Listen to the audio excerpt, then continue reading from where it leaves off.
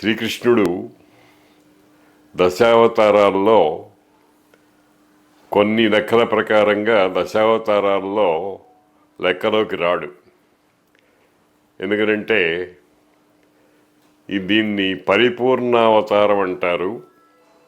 ఆ అవతారాలన్నిటికీ మించిపోయినది కనుక దీన్ని ఒక ప్రత్యేకమైనటువంటి ధోరణితో భావన చేస్తారు.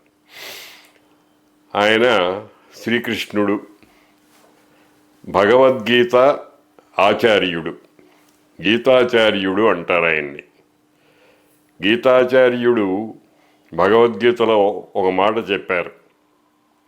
ఏమిటంటే, జన్మ కర్మచ మే దివ్యం, నా జన్మ నా కర్మ చాలా దివ్యంగా ఉంటాయి అన్నారు.